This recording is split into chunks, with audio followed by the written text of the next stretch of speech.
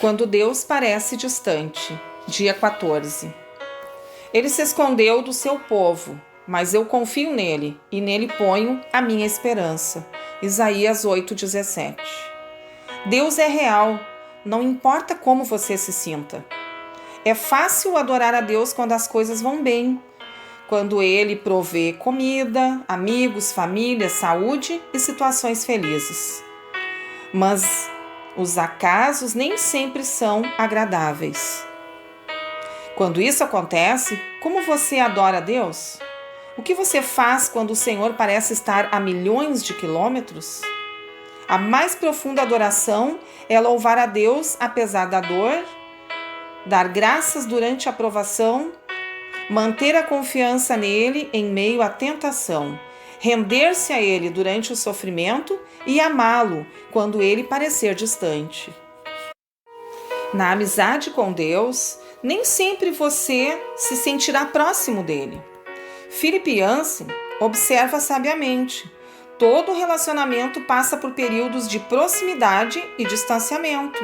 E no relacionamento com Deus, por mais íntimo que seja, o pêndulo vai oscilar de um lado para outro. É aí que a adoração fica difícil. Para amadurecer sua amizade, Deus irá testá-la com períodos de aparente separação, momentos em que se tem o sentimento de que fomos abandonados ou esquecidos por Deus. Com exceção de Jesus, Davi foi provavelmente quem manteve uma amizade mais íntima com Deus. O Senhor teve prazer em chamá-lo homem segundo o meu coração. Apesar disso, Davi frequentemente reclamava da aparente ausência de Deus. Ó Eterno, estás me evitando? Onde estás quando preciso de ti? Por que esqueceste de mim? Por que estás tão distante? Por que ignoras meus pedidos de socorro? Por que me abandonaste? É óbvio que Deus não abandonara realmente Davi, assim como não abandona você. Ele prometeu várias vezes jamais nos abandonar ou rejeitar. Deuteronômio 31:8. Mas Deus não prometeu: você sempre sentirá minha presença. Aliás, Deus reconhece que algumas vezes esconde de nós a sua face. Há momentos em que ele parece ter desaparecido de nossa vida em pleno combate. Você tem a impressão de que suas orações simplesmente batem no teto e voltam. Em absoluto desespero, você grita: qual é o meu problema? A verdade é que não há nada de errado com você.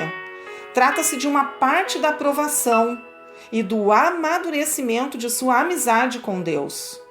Todo cristão passa por isso, pelo menos uma vez, geralmente várias vezes. Quando Deus parece distante, você pode pensar que ele está zangado ou está punindo por algum pecado. De fato, o pecado realmente prejudica nossa amizade com Deus. Entristecemos o Espírito Santo e sufocamos nosso relacionamento com ele quando desobedecemos. Entramos em conflito com alguém, excedemos-nos no número de atividades, criamos vínculos de amizade com o mundo e assim por diante. Nos dias de hoje, o erro mais comum que os cristãos cometem ao adorar é buscar uma experiência em vez de buscar a Deus. Eles buscam sensações e, se elas ocorrem, concluem que foram bem-sucedidos na adoração. Errado! Na realidade, Deus, em geral, afasta nossas sensações para não dependermos delas. Buscar uma sensação, mesmo a sensação de proximidade com Cristo, não é adoração. Deus está sempre presente, mesmo que você não perceba a sua presença. E a presença divina é profunda demais para ser medida por uma simples emoção.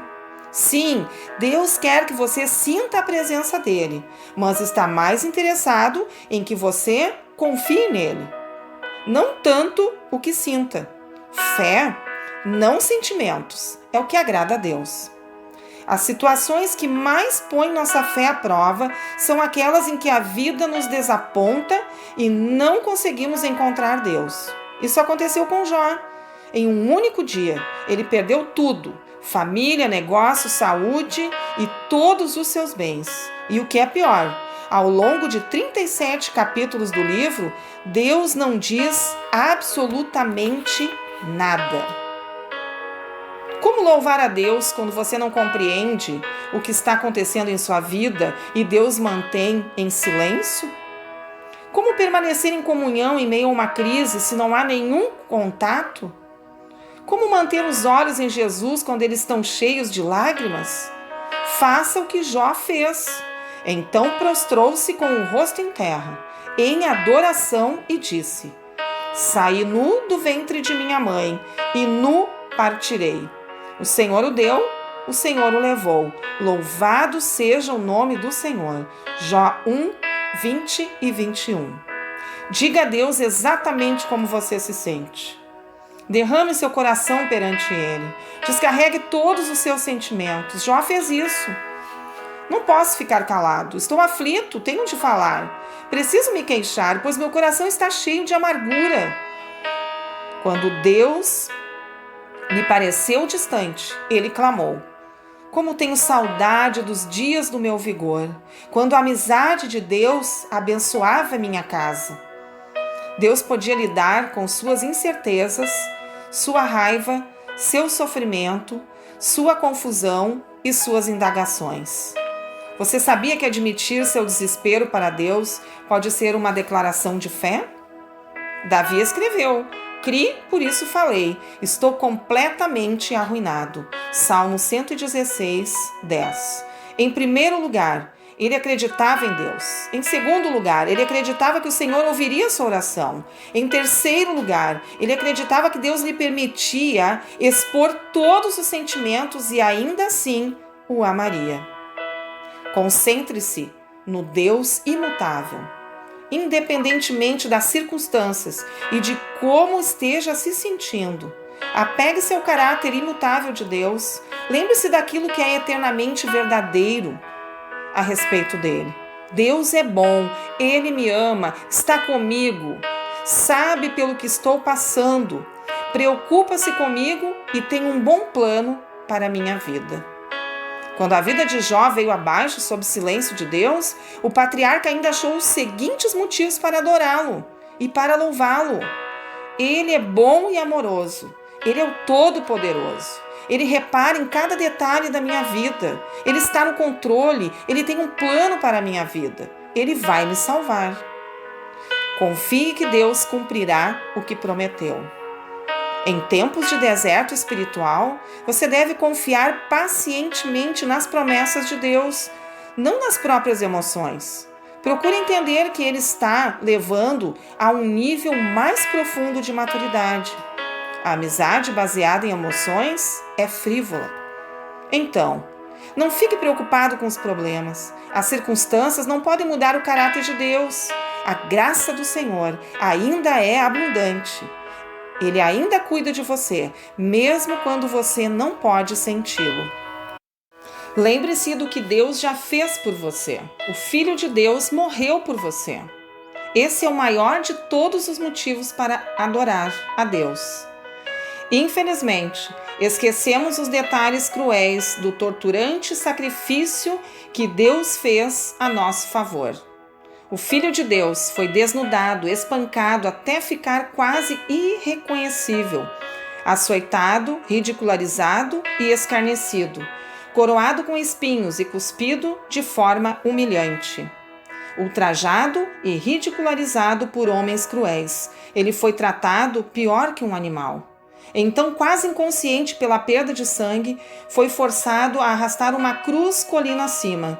Foi pregado nela e deixado para morrer. Uma lenta e excruciante agonia. Enquanto seu sangue escorria, escarnecedores ao seu redor gritavam insultos, rindo-se da afirmação de que era Deus. Em seguida, pelo fato de Jesus ter assumido a culpa pelos nossos pecados e de toda a humanidade, Deus desviou os olhos daquele horrível acontecimento, daquela horrível visão. E Jesus gritou em total desespero: meu Deus, por que me abandonaste? Jesus poderia ter se salvado, mas assim não poderia salvar você. Palavras não podem descrever as trevas daquele momento. Porque Deus permitiu e suportou tão medonho ato de crueldade? Por quê? Para que você fosse poupado da eternidade no inferno e pudesse compartilhar a glória divina para sempre. A Bíblia diz: em Cristo não havia pecado, mas Deus colocou sobre Cristo a culpa dos nossos pecados, para que nós, em união com Ele, vivamos de acordo com a vontade de Deus. Pensando sobre meu propósito de vida.